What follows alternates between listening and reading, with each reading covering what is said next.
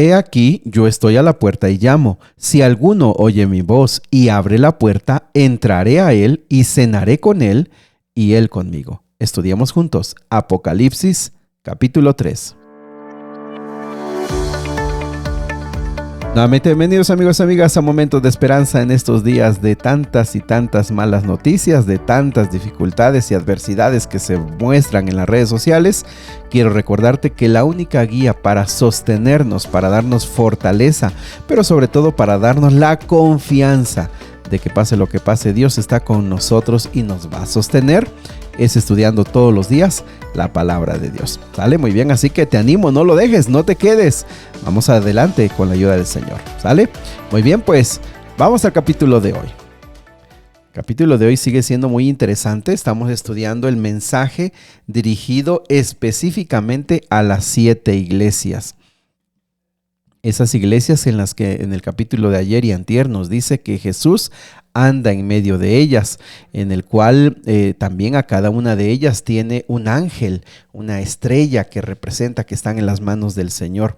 Así que mis amigos, qué interesante y qué valioso saber que estas iglesias también representan periodos del cristianismo a lo largo de la historia y cómo nos da la confianza de que Dios está en medio, de que Dios está dirigiendo, de que Dios, aunque la iglesia ha pasado tantas y tantas adversidades, el Señor nos ha dado anticipadamente también palabras de ánimo, de consolación, pero sobre todo la certeza de que Él sigue dirigiendo a su pueblo. Muy bien, ahora continuamos con 3 iglesias más. Las últimas 3, que sería la iglesia de Sardis. La iglesia de Sardis es la iglesia de la Reforma. Tiene un nombre de que vive, pero está muerta. Y aquí en esta etapa, que sería más o menos del año 1517 al 1750, esta iglesia representa a la iglesia protestante de la Reforma, que recuperó doctrinas claves, pero se volvió fría y ritualista. Recordemos que en esta época de la Reforma, pues se conocieron, se descubrieron, pero sobre todo se desenterraron doctrinas claves de las cuales pues viene el protestantismo. Sin embargo, también quedaron muchas partes, como hemos mencionado, de rituales frías. Por eso dice aquí el versículo número 1 y 2, dice: yo conozco tus obras, tienes nombre de que vives y estás muerto. Esta expresión lo que dice por un lado es que sí habían tomado doctrinas y habían tenido un mensaje de parece que estuviera viva, sin embargo en muchos aspectos parecían muertos. También versículo número 3 dice: acuérdate pues de lo que has recibido y oído y guárdalo y arrepiéntete. Esta parte nos recuerda mucho ese periodo en el que se estaban estudiando doctrinas, por ejemplo, principalmente la parte de la justificación de la fe. Dice: acuérdate de eso, guárdalo, pero sobre todo arrepiéntete. Esa palabra es muy importante porque recordemos que el verdadero estudio de la Biblia y el verdadero conocimiento de Dios siempre nos lleva al arrepentimiento, siempre nos lleva a reconocer nuestras faltas, aun cuando estemos cerca del Señor. Lo hemos estudiado varias veces. Entre más nos acerquemos al Padre, más se evidencian nuestras faltas. También dice: pues si no velas, vendré sobre ti como ladrón y no sabrás a qué hora vendré sobre ti. Versículo 4 dice: pero tienes unas pocas personas en Sardis que no han manchado sus vestiduras y andarán conmigo en vestiduras blancas, pero porque son dignas. Estas pocas personas se refiere a esos grupos que en la época de la Reforma siguieron manteniendo la pureza doctrinal, que siguieron guardando el conocimiento bíblico, y por eso aquí dices: tengo algunas pocas. También el versículo 5 dice: el que venciere será vestido de vestiduras blancas y no borraré su nombre del libro de la vida y confesaré su nombre delante de mi Padre y delante de sus ángeles. El que tiene oído, oiga lo que el Espíritu dice a las iglesias. Fíjense que aquí se toca nuevamente ese tema interesante del libro de la vida, del libro donde se anotan a las personas que han entregado su vida a Cristo Jesús a través del bautismo y a través de la confesión sincera de que Él es su Salvador. Bueno, aquí y en otras partes de la Biblia, aún en el Antiguo Testamento, se menciona el libro de la vida. Así que el que venciere, fíjate cómo siempre está diciendo el que venza. Nosotros sabemos que la forma de vencer es permaneciendo, aferrándonos a Cristo, aferrándonos a la oración, al estudio de la Biblia, aferrándonos a permanecer en su pueblo.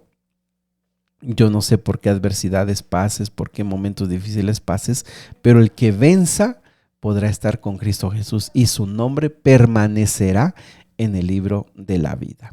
Versículo número 7, ahora aparece la iglesia de Filadelfia. La iglesia de Filadelfia está enmarcada, como vuelvo a repetir, en los años 1750, 1844. Como hemos mencionado, son periodos, algunos cambian un poquito los periodos por diversos eventos, pero es una manera de entender más o menos en qué época.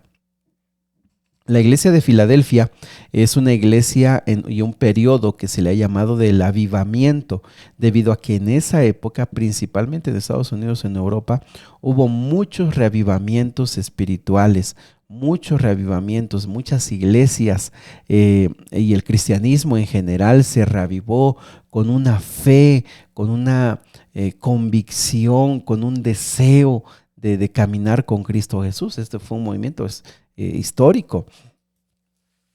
Las características principales de la iglesia de Filadelfia es que era pequeña en fuerzas, pero era muy fiel y muy misionera.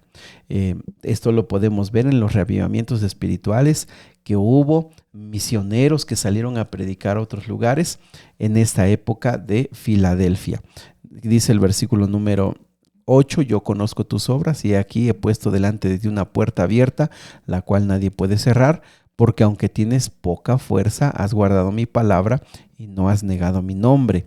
He aquí yo entrego yo entrego de la sinagoga de Satanás a los que se dicen ser judíos y no lo son, sino que mienten. He aquí yo haré que vengan y se postren a tus pies y reconozcan que yo te he amado. Por cuanto has guardado la palabra de mi paciencia, yo también te guardaré a la hora de la prueba que ha de venir sobre el mundo entero, para probar a los que moran sobre la tierra. He aquí yo vengo pronto, retén lo que tienes para que ninguno tome tu corona. Fíjate cómo en esta penúltima iglesia se hace nuevamente el recordativo de que Cristo viene pronto. Esta iglesia estaba inundada con ese pensamiento. Este periodo de esta iglesia estaba llena de la convicción de la pronta venida de Cristo Jesús. Muy bien, vamos al versículo número 14, es la iglesia de la Odisea. La iglesia de la Odisea es la última que se menciona y por ende es el último periodo. Se considera que este periodo de la iglesia de la Odisea fue desde 1844 hasta el tiempo presente. Es la iglesia del tiempo del fin. Esta iglesia es muy, muy interesante porque por un lado no hay nada que se le felicite. ¿Te has dado cuenta que en las anteriores, aunque tenían cosas que se les reprochaban, tenía cosas que se les reconocían? Bueno, a esta no se le reconoce nada. Al contrario, se dice que es una iglesia tibia, orgullosa, que necesita de arrepentimiento.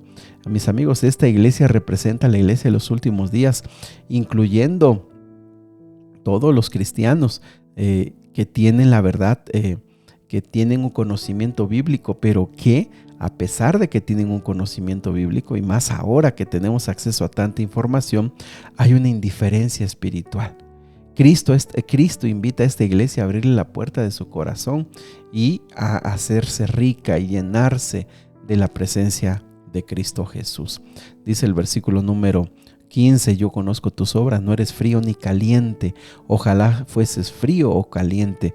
Este versículo de 15 es una de las características más importantes de esta iglesia. Recordando, mis amigos, que en ese lugar, en la Odisea, había aguas termales que tenían ciertos minerales que, pues al tomarse, lo que pasa aquí dice que te vomitaré de mi boca. Pero la tibieza, mis amigos, es el mal más grande que hay. ¿Por qué? Porque la persona fría, el cristiano frío, pues es así. Ya se alejó de la iglesia, ya se alejó de Dios. Se dice cristiano porque quizá no hace cosas malas, pero está frío espiritualmente. Pero el tibio considera que no es tan malo, pero va a la iglesia, tiene sus pies en la iglesia, hace muchas cosas aceptables, muchas de ellas las hace por la costumbre, pero está pues lejos de Dios en su corazón. Por eso la tibieza es terrible. Esta iglesia es así en este último periodo de la historia. Y apreciados amigos, basta solamente ver un poquito el cristianismo de esta época para darnos cuenta que esa es nuestra condición. El versículo 17 dice que tiene orgullo. ¿Por qué? Porque dice: yo soy rico, me he enriquecido, no tengo ninguna necesidad y yo estoy bien. Apreciados amigos, la iglesia en ese tiempo, en la Odisea, era una iglesia en esa época que tenía dinero.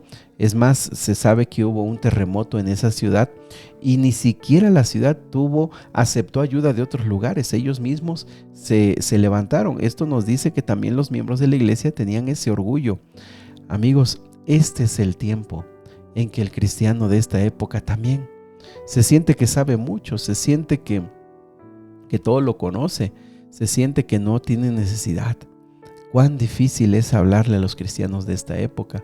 Sin embargo, dice la Biblia en el versículo 17, no sabes que tú eres un desventurado, miserable, pobre, ciego y desnudo.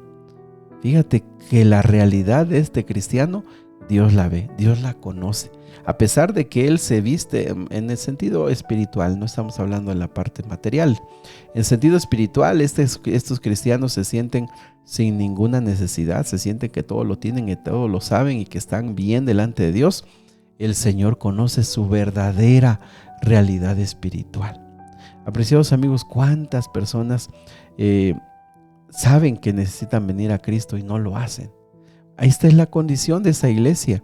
¿Cuántas personas necesitan una renovación espiritual? Necesitan arrepentirse, pero tienen cierto orgullo espiritual y por eso no lo hacen. Pero el versículo 18 dice: yo te aconsejo que de mí compres oro refinado en fuego para que seas rico, y vestiduras blancas para vestirte y no se descubra la vergüenza de tu desnudez. Unge tus ojos con colirio para que veas. Fíjate que estas expresiones tienen que ver básicamente con una consagración, una entrega total a Dios. De diferentes maneras, limpiarte los ojos para que veas bien en lo espiritual. Cubrirte tu cuerpo tiene que ver con la gracia de Dios que nos cubre.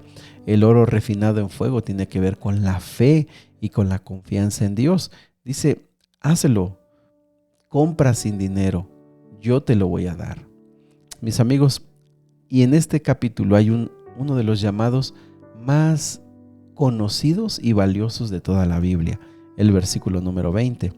He aquí, yo estoy a la puerta y llamo. Si alguno oye mi voz y abre la puerta, entraré a él y cenaré con él y él conmigo.